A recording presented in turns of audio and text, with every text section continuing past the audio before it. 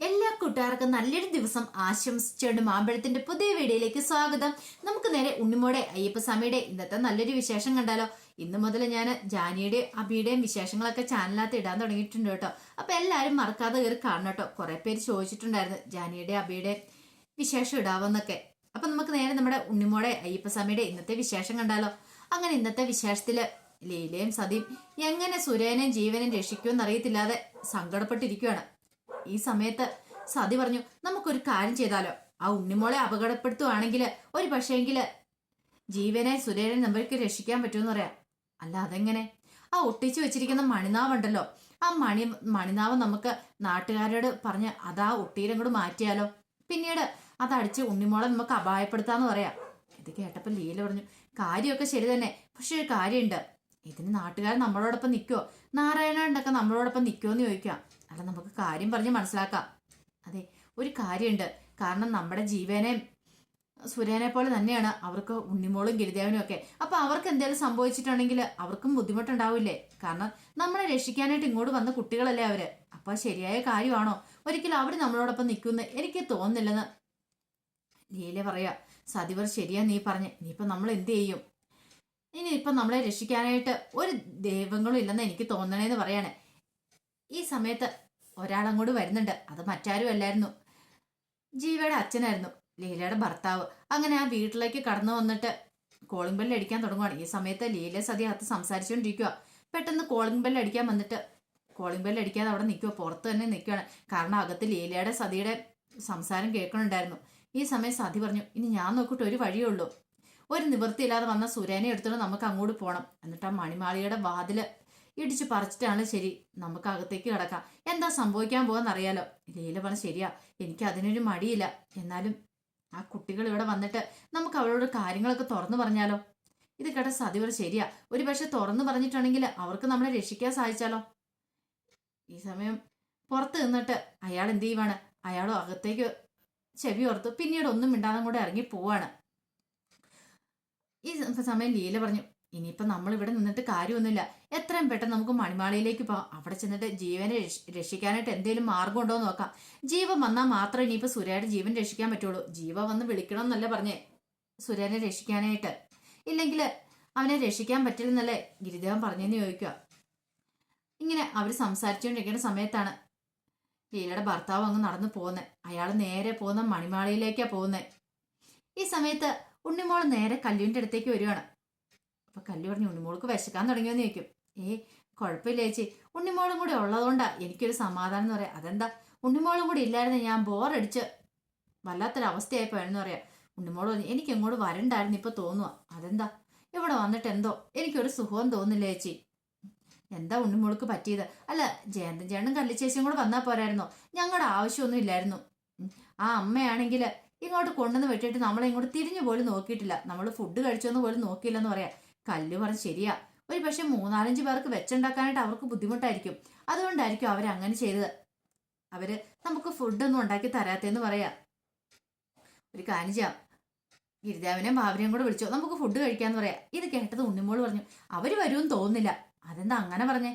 അതെ, ഇന്ന് വരെ അവര് ഫുഡ് കഴിച്ച് ഞാൻ കണ്ടിട്ടില്ലെന്ന് പറയണ. ഫുഡ് കഴിച്ച് കണ്ടിട്ടില്ലേ? അതേന്നേ, ഫുഡ് കഴിക്കേണ്ട സമയം ഇപ്പൊ ഞാൻ വരാന്ന് പറഞ്ഞ ഒറ്റ പോക്ക. പിന്നെ അവർ വന്നിട്ട് പറയും ഞങ്ങൾ കഴിച്ചെന്ന് പറയും. എവിടുന്ന് കഴിച്ചു, എന്ത് കഴിച്ചെന്നൊന്നും ഒന്നും ഒരു ഐഡിയ ഇല്ല കള്ളിച്ചേച്ചി എന്ന് പറയാം. അത് കൊള്ളാലോ, അന്നൊരു കാര്യം ചെയ്യാം, ജയന്തൻ ചേട്ടനെ ഞാൻ വിളിച്ചിട്ട് വരാമെന്ന് പറഞ്ഞുകൊണ്ട് അങ്ങോട്ട് പോവാണ്. ജയന്തനെ വിളിക്കാണ്ട് ഈ സമയം ഉണ്ണിമോള് പറഞ്ഞു, ഞാൻ നോക്കട്ടെ, ഗിരിദേവനെ വാവനെ ഞാൻ നോക്കട്ടെ എന്ന് ഉണ്ണിമോളും അങ്ങോട്ട് പോവാ. അങ്ങനെ ജയന്തൻ ഈ സമയത്ത് ആ മണി അറക്കാനായിട്ട് നോക്കുന്നുണ്ടായിരുന്നു. അറക്കാൻ നോക്കിയിട്ട് അറക്കാൻ പറ്റുന്നേ ഉണ്ടായിരുന്നില്ല. ചെറിയൊരു ആക്സോ ബ്ലേഡ് പോലെ ബ്ലേഡ് വെച്ചാ അറുത്തോണ്ടിരിക്കുന്നത്. പക്ഷെ അവസാനം മടുത്തു. അങ്ങനെ വീണ്ടും ഒന്നുകൂടെ അറക്കാൻ തുടങ്ങിയപ്പോഴത്തേനും ജയന്തന്റെ കയ്യും കൂടെ മുറിഞ്ഞു.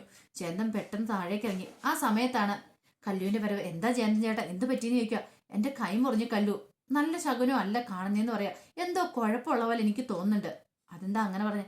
അല്ലെങ്കിൽ ഈ മണി ഇങ്ങനെ പണിയാനായിട്ട് നമ്മളെ ഇവിടെ കൊണ്ടുവന്നാക്കിയിട്ട് ആ ആന്റി പോയിട്ട് ഇതുവരെ നമ്മളെ തിരിഞ്ഞു നോക്കിയിട്ടില്ല. നമുക്ക് ഫുഡുണ്ടോ, അല്ലെങ്കിൽ മണി ഇങ്ങനെ പണിയണമെങ്കിൽ അതിന് വേണ്ടുന്ന സാധനങ്ങളൊക്കെ വേണം, അതുപോലും ഉണ്ടോ എന്ന് ചോദിച്ചിട്ടില്ല. എന്തോ എവിടെ എനിക്കൊരു പന്തിയോട് തോന്നുന്നുണ്ട്. ഒരു കാര്യം ചെയ്യാം, നമുക്ക് പോയാലോ എന്ന് പറയാം. പോവാനോ? അതെ, ഗിരിദേവനോടും ഉണ്ണിമോളോടും ഒക്കെ പറഞ്ഞിട്ട് നമുക്ക് പോകാന്ന് പറയാണ്. ഇനി ഇവിടെ നിൽക്കുന്നുണ്ട് ഒരു പ്രയോജനം ഉണ്ടെന്ന് എനിക്ക് തോന്നുന്നില്ലെന്ന് പറയാം. ഈ സമയം ഉണ്ണിമോള് ഗിരിദേവന്റെയും വാവളുടെ അടുത്തേക്ക് എത്തി. അപ്പൊ ഗിരിദേവനും വാവരും സംസാരിച്ചുകൊണ്ടിരിക്കുവായിരുന്നു. ഉണ്ണിമോള് ഒന്ന് ചെന്നിട്ട് ചോദിച്ചു, അല്ലേ ഗിരിദേവ, നമ്മൾ എവിടെ പോയാലും എൻ്റെ ഒപ്പം ഗിരിദേവനും വാവരും ഉണ്ടാവും, എൻ്റെ അടുത്തുനിന്ന് മാറാതെ തന്നെ ഉണ്ടാവും. പക്ഷെ ഇവിടെ വന്നിട്ട് അങ്ങനെയല്ലോ. കല്ലു ചേച്ചിയും ചേട്ടനും ഉള്ളതുകൊണ്ടാണോ എന്നെ ഇവിടെ ഇട്ടിട്ട് നിങ്ങൾ ഓരോ സ്ഥലത്തോട്ട് പോണേന്ന് ചോദിക്കുക. ഈ സമയം വാവര് പറഞ്ഞു, ഉണ്ണിമോള് ഭയങ്കര സങ്കടത്തിനാണല്ലോ ഗിരിദേവ നീ പറയണേ. ഗിരിദേവൻ പറഞ്ഞു, ഉണ്ണിമോൾ എന്താ അങ്ങനെ പറഞ്ഞേ? അല്ല, എപ്പോഴും എൻ്റെ ഒപ്പം നിങ്ങൾ കാണുന്നതല്ലേ, പക്ഷെ എങ്കില് ഞാൻ ആദ്യം കണ്ട നിങ്ങളാ എൻ്റെ നല്ല ഫ്രണ്ട്സ് എപ്പോഴും. നിങ്ങൾ കഴിഞ്ഞിട്ട് എനിക്ക് മറ്റാരും ഉള്ളൂ, കല്ലു ചേച്ചിയും ചേട്ടനും ഒക്കെ. അതുകൊണ്ട് എന്നെ ഇട്ടിട്ട് നിങ്ങൾ ഒരിടത്തേക്കും പോകല്, എവിടെയും പോവുകയാണെങ്കിൽ എന്നെ കൊണ്ട് പോകാവളെന്ന് പറയാ. ഇത് കേട്ടത് ഗിരിദേവൻ വാവരെ നോക്കി ഒന്ന് ചിരിക്കുകയാണ്. വാ ഉണ്ണിമോള് വാന്ന് പറഞ്ഞ അങ്ങോട്ട് കൂട്ടിക്കൊണ്ട് പോവാണ്. അങ്ങനെ ചെന്ന് കഴിഞ്ഞപ്പം കല്ലു പറഞ്ഞു, അതേ ഞാൻ നിനക്കുള്ള ഫുഡ് എടുക്കാം, ഫുഡ് എടുത്തിട്ട് വരാമെന്ന് പറഞ്ഞ് അങ്ങോട്ട് പോവാണ്. പോയി ചെന്ന് കഴിയുമ്പത്തേനും ഉണ്ണിമോള് പറഞ്ഞു, ഞാനും കൂടെ വരാമെന്ന് പറഞ്ഞ് ഞാൻ കൂടെ അങ്ങോട്ട് പോവാ. അങ്ങനെ ചെന്ന് നോക്കി കഴിയുമ്പത്തേനും പാത്രത്തിന് മൂടിയൊക്കെ തുറന്നു നോക്കിയപ്പോൾ അതിനകത്തൊന്നും ആഹാരമില്ല. ഇതെവിടെ പോയത്? ഇതിനകത്ത് ഉണ്ടാക്കി വെച്ചിരുന്നാണല്ലോ. ഈ സമയം ജയന്തം വന്നിട്ട് പറഞ്ഞു, ഞാൻ രാവിലെ ഗണപതി ഭഗവാന് വെച്ചിരുന്ന അവലും മലരും പോലും കണ്ടില്ലെന്ന് പറയാം.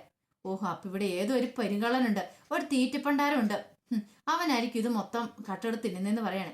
ഈ സമയത്ത് ലീലയുടെ ഭർത്താവ് ജീവയുടെ അച്ഛൻ അങ്ങോട്ട് വരുന്നേ. പുള്ളിക്കാരൻ അങ്ങോട്ട് വന്നു ആ കഥകയിലേക്ക് നോക്കുവാണ്. കഥ ഇങ്ങനെ പിടിച്ച് വലിച്ച് തുറക്കാനൊക്കെ ശ്രമിക്കുന്നുണ്ട്, പക്ഷെ എന്ത് ചെയ്യാനാ, കഥക് തുറക്കുന്നില്ല. അപ്പോഴാണ് ജയന്തന്റെയും കല്ലുവിന്റെയും ഒക്കെ വരവ്. ഓഹോ, അപ്പൊ ഇയാളാണ് ഇപ്പൊ തങ്ങളുടെ ഫുഡൊക്കെ എടുത്ത് കഴിച്ചിരിക്കുന്നത്, അപ്പൊ ഇയാളാണ് അതിന്റെ കാരണക്കാരൻ. പെട്ടെന്ന് ജയന്തം വന്നിട്ട് ചോദിച്ചു, താങ്കൾ ഇവിടെ എന്ത് ചെയ്യുക? ഞങ്ങളുടെ ഫുഡെല്ലാം എടുത്ത് കഴിച്ചാൽ താനാന്ന് പറയുമല്ലേ? അല്ല, താനാന്ന് ചോദിക്കുക ജയന്തൻ അയാളോട്. പെട്ടെന്ന് അയാളൊന്നും മിണ്ടിയില്ല. കല്ലു പറഞ്ഞു, സത്യം പറയടോ, താൻ ഇവിടെ എന്തെടുക്കുക? 5 പേർക്ക് കഴിക്കാനുള്ള ഫുഡ് ഒറ്റയടിക്ക് തിന്നിട്ട് പെരുവാരം നിൽക്കുന്ന നിപ്പ് കണ്ടില്ലേ, നാണമില്ലേ തനിക്കെന്ന് ചോദിക്കുക. അപ്പൊ ഗിരിദേവനും ഉണ്ണിമോളും കൂടെ അങ്ങോട്ട് വന്നേ. അവര് നോക്കുമ്പോഴും ആ പുള്ളിക്കാരൻ ഇങ്ങനെ വന്നിട്ട് ആ കഥ ഇങ്ങനെ തള്ളി തുറക്കാനായിട്ട് നോക്കുന്നുണ്ട്. ഈ സമയം ജയന്ത് പറഞ്ഞിടോ, തന്നോട് ചോദിച്ചിട്ട് താൻ എന്നെ ഒന്നും മറുപടി ഒന്നും പറയാത്തേ, ഇങ്ങോട്ട് മാറാൻ പറയണം. ആ ടയർ ഇങ്ങോട്ട് വലിച്ചു മാറ്റുക.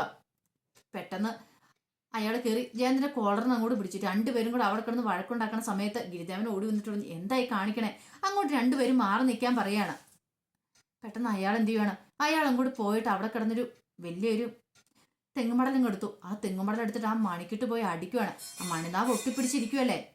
വീണ്ടും വീണ്ടും അടിച്ചു. അപ്പൊ ഇത് കണ്ടപ്പോ ജയന്തിന് ദേഷ്യം വന്നു. ജയന്തൻ പറഞ്ഞു, ഗിരിദേവ ഇങ്ങോട്ട് നോക്കിയേ, ഇയാളെ ഞാൻ ശരിയാക്കിയിട്ടുള്ളൂ. ഇയാൾ ആ മണി അടിച്ച് പൊട്ടിച്ചിട്ടാണെങ്കിൽ അവര് വന്നു കഴിയുമ്പോൾ ആന്റിയൊക്കെ വന്നു കഴിയുമ്പോൾ സമാധാനം പറയേണ്ട ആള് ഞങ്ങളാ.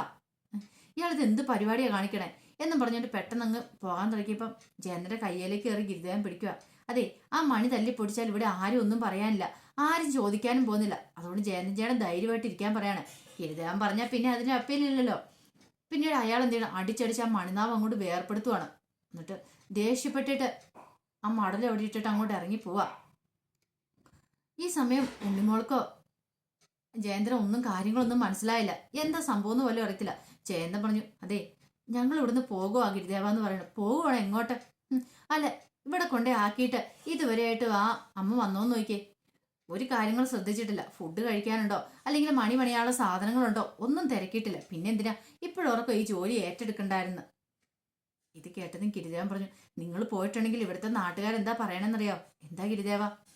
നിങ്ങൾക്ക് സൗകര്യം പോരാഞ്ഞിട്ട് പോയതാന്ന്, നിങ്ങൾക്ക് ഈ സൗകര്യങ്ങളൊന്നും പോരെന്ന്. അപ്പം നാട്ടിലത് പരക്കും. അങ്ങനെ വന്നിട്ടുണ്ടെങ്കിൽ പിന്നെ ജയന്തൻ ചേട്ടൻ്റെ ആരും വിളിക്കാതാവും. ജയന്തൻ ചേട്ടൻ്റെ അച്ഛന് അയ്യപ്പസ്വാമിയുടെ മുന്നിൽ കൊണ്ടുപോയി താമരപ്പൂവ് ഒക്കെ വെച്ച് പ്രാർത്ഥിച്ച് ജയന്തൻ ചേട്ടന് വലിയ വേണ്ടിയല്ല, നല്ലൊരു ശില്പിയാക്കാൻ വേണ്ടിയിട്ടല്ലേ. അപ്പം ജയന്തൻ ചേട്ടന് പോയിട്ടുണ്ടെങ്കിൽ എങ്ങനെയാ ശരിയാവുന്നേ? എല്ലാവരും ജയന്തൻ ചേട്ടനെ കുറ്റപ്പെടുത്തില്ലേ? ആരും പിന്നെ ജയന്തൻ ചേട്ടനെ പണിക്ക് വിളിക്കാതാവും. അച്ഛൻ്റെ ആഗ്രഹങ്ങളൊക്കെ പിന്നെ സാധിക്കാൻ പറ്റുമോ എന്ന് ചോദിക്കുക. ജയന്തൻ അപ്പോഴാണ് തൻ്റെ തെറ്റു മനസ്സിലായത്. ശരിയാ, ഗിരിദേവൻ പറഞ്ഞ് 100% ശരിയാ, ഇനി ഞാൻ പോണില്ല എന്ന് പറയാ. അതെ, ഇനിയിപ്പോൾ അതിനെക്കുറിച്ചൊന്നും ഓർത്ത് ടെൻഷൻ അടിക്കണമെന്ന് പറയാം.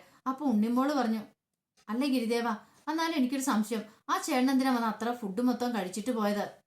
എന്നാലും ആ ചേട്ടൻ എന്തൊരു കഴിപ്പാ കഴിച്ചത്? ഞങ്ങൾ 5 പേർക്ക് കഴിക്കാനുള്ളതല്ലേ കഴിച്ചതെന്ന് ചോദിക്കുക.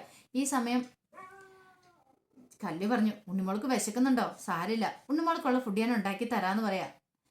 അല്ല, ഞാൻ ചോദിച്ചതിന് ഗിരിദേവൻ മറുപടി ഒന്നും പറഞ്ഞില്ല. ഗിരിദേവൻ എന്താ ഒന്നും മിണ്ടാത്തേന്ന് ഉണ്ണിമോള് ചോദിക്കുക. ഇത് കേട്ടൻ ഗിരിദേവൻ പറഞ്ഞു, ഞാൻ ഉണ്ണിമോളോട് പറഞ്ഞില്ലേ, ഉണ്ണിമോളൊന്ന് സൂക്ഷിക്കണം, ഉണ്ണിമോള് ജീവൻ അപകടത്തിലാന്ന്. പക്ഷേ ഇതുവരെ എനിക്കൊരു കുഴപ്പമുണ്ടായിട്ടില്ലല്ലോ ഗിരിദേവ. ഇതുവരെയും കുഴപ്പമില്ല, പക്ഷെ ഇനിയാണ് ഉണ്ണിമോള് സൂക്ഷിക്കേണ്ടതെന്ന് പറയാ. ഇത് കേട്ട് ഉണ്ണിമോൾക്ക് വല്ലാത്തൊരു സങ്കടമൊക്കെ വരുന്നുണ്ട്. വല്ലാത്തൊരു ടെൻഷനൊക്കെ ആയി. എൻ്റെ ഭഗവാനെ, തൻ്റെ ജീവൻ അപകടത്തിലാണെന്നാ ഗിരിദേവൻ പറഞ്ഞ അതിന് മാറ്റമില്ല. ഈ സമയത്ത് രണ്ടും കൽപ്പിച്ച് ലീല മണിമാളിയിലേക്ക് വരുവാണ്. അപ്പോഴാണ് ലീലയുടെ ഭർത്താവ് അങ്ങോട്ട് ചെല്ലുന്നത്. അങ്ങനെ അവർ രണ്ടുപേരും തമ്മിൽ കണ്ടുമുട്ടുവാണ്. കണ്ടുമുട്ടി ഉടനെ ലീല തടഞ്ഞ അയാളുടെ വഴിയിലേക്ക് നിൽക്കുക. ലീല പറഞ്ഞ്, മാറ്, എന്നെ വഴി തടയില്ലെന്ന് പറയാണ്. നീ എങ്ങോട്ടാ പോണേന്ന് എനിക്കറിയാം, മണിമാളിയിലേക്കല്ലേ? അതെ, നിങ്ങളെപ്പോലൊരു അച്ഛനുണ്ടായതാ എൻ്റെ മോൻ്റെ കഷ്ടകാലം, അതുകൊണ്ട് ഇന്ന് അവൻ ആ മണിമാളിയിൽ കിടക്കണമെന്ന് പറയാം. ഇത് കേട്ടോ അയാൾ പറഞ്ഞു, നീ എന്ത് വർത്താനാ പറയണേ? ഞാൻ കാരണമാണ് അവൻ മണിമാളിയിലേക്ക് പോയത്, അല്ലാതെ പിന്നെ നിങ്ങളല്ലേ പറഞ്ഞ മണിമാളിയിലേക്ക് അവനെ എറിഞ്ഞു കൊടുക്കുമെന്ന്, അതുകൊണ്ട് അവൻ സ്വയം അങ്ങോട്ട് പോയതാന്ന് പറയാം. അപ്പം നിനക്ക് ഇതിനകത്തൊരു ഉത്തരവാദിത്വം അല്ലല്ലേ എന്ന് ചോദിക്കുകയാണ്. പിന്നെ ഉത്തരവാദിത്വം ഇല്ല പോലും, അതുകൊണ്ടാണ് ഞാൻ എൻ്റെ മോന് വേണ്ടിയിട്ട് ഇത്രയും ദിവസം ഫുഡ് പോലും കഴിക്കാതെ അവന് വേണ്ടി അലഞ്ഞിരുന്ന് നടക്കണേന്ന് പറയാം. ജീവയുടെ അച്ഛൻ പറഞ്ഞു, ഓഹോ, അപ്പം നിന്റെ മോനല്ലേ, എൻ്റെ മോനല്ലല്ലേ എന്ന് ചോദിക്കുകയാണ്. അല്ല, നമ്മുടെ മോനാന്ന് പറഞ്ഞിട്ടുണ്ടെങ്കിൽ ഒരുപക്ഷെ നിങ്ങൾക്ക് ഇഷ്ടപ്പെടില്ലല്ലോ, അതുകൊണ്ട് ഞാൻ അങ്ങനെയൊന്നും പറയായിരുന്നെന്ന് പറയാം. നിങ്ങൾ സ്വന്തം സുഖം തേടി അങ്ങോട്ട് പോയതില്ലേന്ന് ചോദിക്കും ജീവയുടെ അച്ഛനോട്. അതേടി, അങ്ങനെ പോയേക്കുമല്ലേ ഞാൻ, എന്നിട്ട് വലിയൊരു വീടും കിട്ടി വേറെ പെണ്ണും കിട്ടി ഞാൻ സുഖമായിട്ട് ജീവിക്കുമല്ലേ, എൻ്റെ വായിൽ നിന്നും കേൾക്കരുത് നീ. അല്ല, നീയും കൂടെ കാരണക്കാരിയല്ലേ ഇതിനെന്ന് ചോദിക്കുക. ഇത് കേട്ട് കഴിഞ്ഞപ്പോൾ ലീല പറഞ്ഞു, ശരിയാ, എനിക്കും പകുതി ഉത്തരവാദിത്വമുണ്ട്. ഞാൻ അവനെ ഭയങ്കരമായിട്ട് കുറ്റപ്പെടുത്തിയിട്ടുണ്ടായിരുന്നു, അതുകൊണ്ട് അവൻ പോയത്.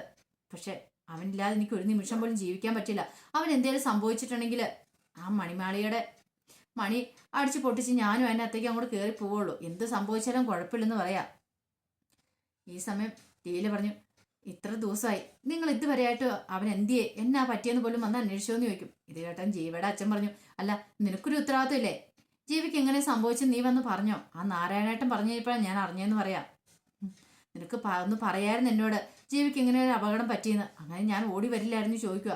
ഇത് കേട്ടത് എന്തും മറുപടി പറയണമെന്ന് അറിയില്ലാതെ ജീവൻ നിൽക്കുക.